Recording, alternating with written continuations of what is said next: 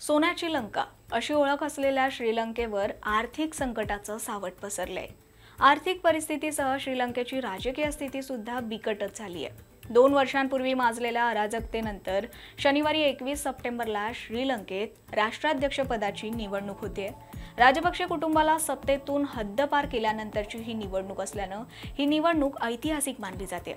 पण त्याच सोबत या निवडणुकीत भारतातले प्रसिद्ध उद्योगपती गौतम अदानी यांचीही तिथं चांगली चर्चा रंगली आहे।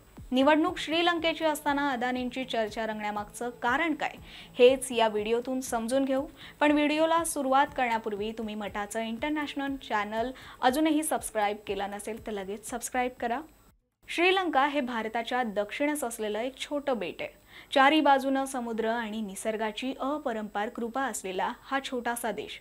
पर्यटनासाठी सुद्धा हा देश प्रसिद्ध आहे, पण तरी देशाची आर्थिक स्थिती बिकटच।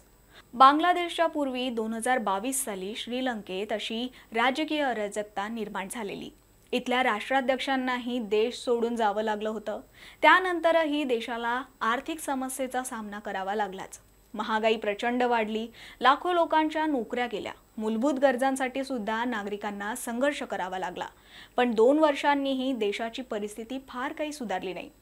गोटाबाया राजपक्षे यांनी राजीनामा दिल्यानंतर रानिल विक्रमसिंघे हे नवे राष्ट्राध्यक्ष झाले आणि आता ही 21 सप्टेंबरच्या निवडणुकीत विक्रमसिंघे पुन्हा एकदा रिंगणात उतरलेत।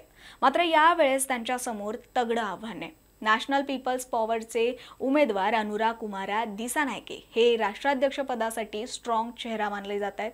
इतकंच नाही तर त्यांच्या विजयाची सुद्धा शक्यता आहे। पण जर यात दिसानायके विजयी झाले तर भारतीय उद्योगपती गौतम अदानी यांच्या अडचणी मात्र वाढणार आहेत। श्रीलंकेच्या या निवडणुकीसह अदानी समूहाची हजारो कोटींची गुंतवणूक आता धोक्यात आली आहे। निवडणूक जिंकली तर श्रीलंकेतील अदानी प्रकल्प रद्द करणार अशी घोषणाच दिसानायके यांनी केली आहे।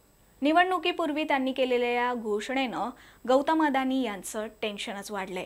श्रीलंकेत अदानी समूहाचा पवन ऊर्जा प्रकल्प आहे, पण हा प्रकल्प श्रीलंकेच्या ऊर्जा सार्वभौमत्वाला धोका निर्माण करतो असं अनुरा यांचं म्हणणं आहे। त्यामुळे आमचं सरकार आलं तर आम्ही ते रद्द करू असं त्यांनी सांगितलं। अनुरा यांच्याविषयी सांगायचं झालं तर ते डाव्या पक्षाच्या जनता विमुक्ती पेरामुना या पक्षाचे नेते आहेत। सध्या ते NPP आघाडीकडून राष्ट्रपती पदाचे उमेदवार आहेत। भारताला विरोध करण्यासाठी ते विशेष ओळखले जायचे। अलीकडे त्यांची भारत विरोधी भूमिका मवाळ झाली असली तरी निवडणुकीपूर्वी अदानींविरोधात नारा देऊन ते पुन्हा चर्चेत आलेत। त्यांनी ज्या प्रकल्पाला रद्द करण्याची घोषणा केली आहे तो प्रकल्प आता समजून घेऊयात। अदानी समूहानं श्रीलंकेत पवन ऊर्जा केंद्र विकसित करण्यासाठी तिथल्या सरकारसोबत करार केलाय। अदानींसाठी हा प्रकल्प महत्त्वाचा आहे, कारण पुढच्या 20 वर्षांसाठी त्यांनी हा करार केलाय। या करारामध्ये कंपनी $442 दशलक्ष इतकी गुंतवणूक करणार आहे। पण या प्रकल्पाशी संबंधित तिथल्या सुप्रीम कोर्टात खटला सुद्धा सुरू आहे। अशा स्थितीत जर तिथलं सरकारही बदललं तर मात्र अदानी प्रकल्प मोडकळीस येईल अशी भीती आहे। आधीच भारताबाहेर अदानींना अनेक संकटांना तोंड द्यावं लागतंय। आधीच हिंडनबर्गच्या रिपोर्टमुळे, मग केनियाच्या सर्वात मोठ्या विमानतळाचा करार अडकल्यामुळे आणि आता श्रीलंकेतील या निवडणुकीमुळे। त्यामुळे श्रीलंकेच्या जनतेप्रमाणेच आता अदानी समूहाचं भविष्य सुद्धा राष्ट्राध्यक्षपदाच्या या निवडणुकीवर अवलंबून राहणार आहे। तुम्हाला यावर काय वाटतं? तुमचं मत कमेंट बॉक्समध्ये नक्की कळवा आणि अशाच व्हिडिओ पाहण्यासाठी आमच्या YouTube चॅनलला सबस्क्राइब करा।